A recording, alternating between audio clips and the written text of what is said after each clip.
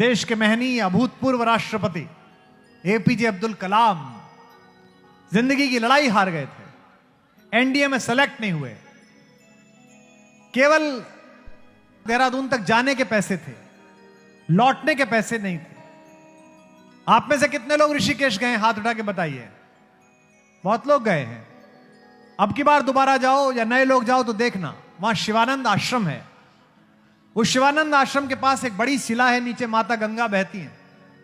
शाम के समय जब पैसे नहीं थे तो सोचा कलाम साहब ने कि बहन के गहने गिरवी रख के आया था, सोचा था पायलट बन जाऊंगा, जहाज उड़ाऊंगा, सिलेक्शन नहीं हुआ, अब वापस जाने के पैसे नहीं है, ऐसे जीवन का क्या फायदा, आत्महत्या कर लेता हूं। उन्होंने अपनी आत्मकथा में लिखा है, पढ़ना उनके अग्निगुणान, विंग्स ऑफ फायर, उसमें लिखा है कि मैंने सोचा कि मैं आत्महत्या कर लेता हूं। शाम के समय टहल रहे थे, इसी उद्विग्नता के साथ के कूदूं, संध्या करके आरती करके माता गंगा को प्रणाम करने के लिए स्वामी शिवानंद जी निकले। उन्होंने देखा एक लड़का टहल कदम कर रहा है और बिल्कुल कोने पे आके रुकता है।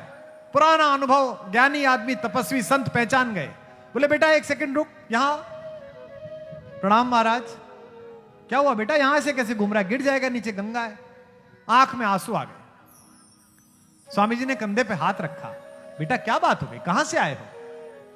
महाराज केरल से आया हूं। स्वामी जी ने मुस्कुराकर कहा, फिर अंदर चल, तू तो मेरे आद्य शंकराचार्य के गांव से आया है, अंदर चल, ये सनातन धर्म है, ये भारत है।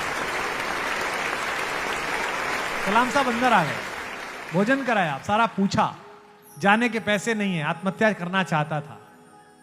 स्वामी जी ने कहा उदास मत हो, जाने का किराया मैं दे देता हूं, जा दोबारा मेहनत कर, तैयारी कर, कुछ और कर। सुबह जब जाने लगे तो प्रणाम करते हुए स्वामी जी से बोले कि आप तो ज्ञानी हैं, आप तो साधु हैं, आप तो संत हैं, एक सवाल पूछ लूं?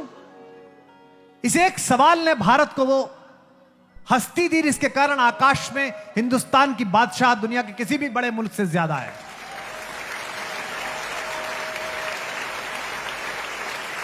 इतनी नई कंपनियां अमेरिका खड़ा नहीं करता जितनी हम मिसाइल फेंकते हैं आकाश में। पूरी दुनिया किराए पे मिसाइल फेंकवाने आती है हमसे, श्री हरिकोटा से।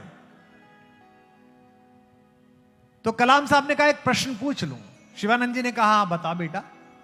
कलाम साहब ने कहा कि आप तो सब कुछ देख रहे हो, मेरा सिलेक्शन क्यों नहीं हुआ? भगवान ने मुझे इतना खराब क्यों समझा कि मुझे एक नौकरी नहीं दी?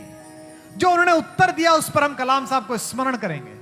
शिवानंद जी ने कहा नहीं नहीं, तू असफल नहीं हुआ है। भगवान ने तुझे नौकरी इसलिए नहीं दी क्योंकि भगवान ने तुझे इससे भी बड़े किसी काम के लिए सुरक्षित रखा है।